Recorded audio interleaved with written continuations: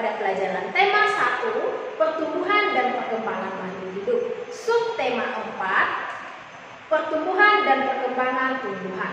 Perkembangbiakan tumbuhan itu dapat terjadi dengan dua cara, ya secara alami dan juga dengan bantuan manusia. Perkembangbiakan secara alami itu dapat terjadi melalui biji. Nah, contoh perkembangbiakan dengan biji itu terjadi pada tumbuhan jeruk, mangga, dan juga semangka. Kita perhatikan daur hidup semangka. Biji semangka yang sudah ditanam, dia akan tumbuh. Beberapa hari kemudian, dia akan tumbuh menjadi semangka yang muda. Kemudian dirawat, disiram dan diberi pupuk, dia akan menghasilkan semangka dewasa. Semangka dewasa ini akan menghasilkan buah, dan buahnya akan diambil oleh manusia. Buah semangka yang sudah diambil oleh manusia tadi, bijinya dikeluarkan dan juga akan ditanam kembali sehingga tumbuhlah tumbuhan semangka yang baru. Seperti inilah contoh proses daur hidup semangka. Secara alami yang kedua yaitu dengan tunas. Tunas adalah tumbuhnya anakan di samping tumbuhan induknya. Contoh perkembangbiakan dengan tunas itu terjadi pada cocor bebek. Anak-anak bisa perhatikan pada gambar ini, di pinggiran daun cocor bebek itu ada tunas-tunas kecil. Kemudian pada tumbuhan pisang dan juga bambu. Kemudian perkembangbiakan alami secara dengan umbi. Umbi merupakan akar yang besar. Umbi dapat dibedakan menjadi umbi batang, umbi akar, dan umbi lapis. Umbi akar terbentuk karena perkembangan akar yang besar oleh pemupukan. Umbi akar itu pada wortel dan juga singkong. Umbi batang terbentuk pada bagian pangkal batang. Itu contohnya pada tumbuhan ubi jalar dan juga kentang. Umbi lapis, bagian dari pelepah daun berbentuk lapisan. Nah, ini contohnya pada bawang merah, bawang bombay, dan juga bunga bakung. Anak-anak perhatikan gambar bawang merah yang di samping. Bawang merah disebut umbi lapis karena umbinya terbentuk dari tumpukan atau pangkal daun yang tersusun rapat. Ini kan tahapan perkembangbiakan bawang merah. Bawang merah ditanam, dia akan menjadi tumbuh. Karena dirawat, diberi pupuk dan disiram, dia akan tumbuh menjadi bawang merah yang muda. Bawang merah yang muda ini dia berkembang lagi sehingga menjadi bawang merah dewasa dan sudah menghasilkan umbi. Nah, umbinya inilah yang akan diambil oleh manusia. Lihat berbagai jenis umbi-umbian. Ya, tadi kita sudah belajar contoh umbi-umbian. Umbi-umbian ini ternyata bisa dibuat menjadi makanan. Umbi-umbian merupakan makanan yang sangat digemari oleh sebagian besar penduduk Indonesia.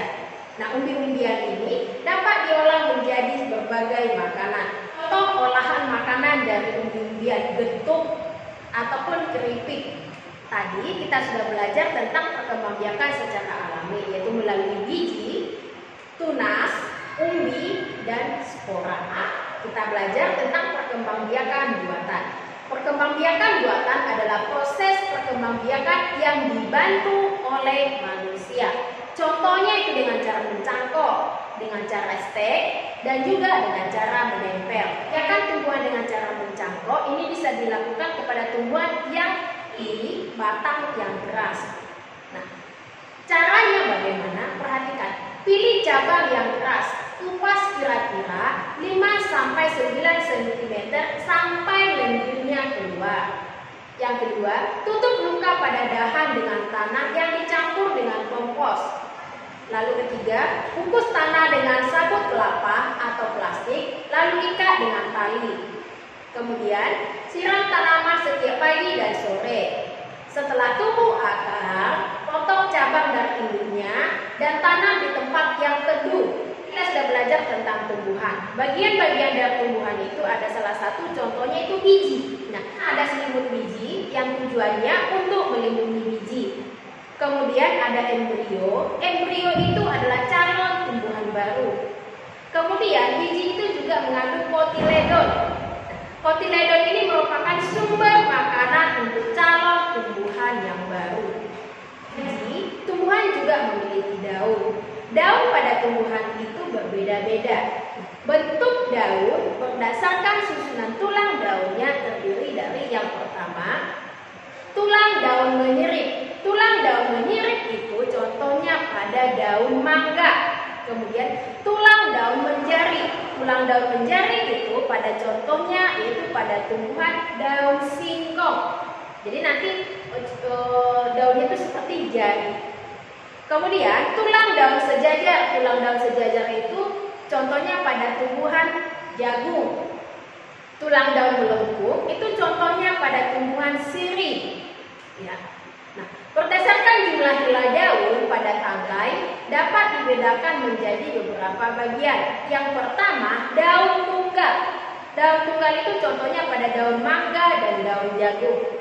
Yang kedua, daun majemuk itu contohnya pada daun belimbing dan daun petai. Yang tumbuh di sekitar rumah kita ataupun di lingkungan sekolah itu biasanya kita rawat. Perhatikan gambar Lani yang sedang merawat tanaman.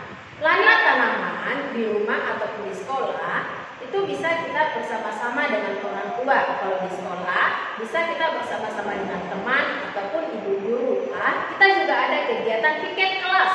Ya, piket kelas ada yang menyapu, kemudian melap meja, merapikan kursi. Kelas kita juga mengadakan gotong royong untuk membersihkan halaman. Kegiatan tadi itu merupakan kegiatan merawat lingkungan di sekolah. Apakah hanya di sekolah saja kita lakukan merawat lingkungan, Bu? Tidak, di rumah juga kita bisa merawat lingkungan. Jadi dengan cara bergotong royong.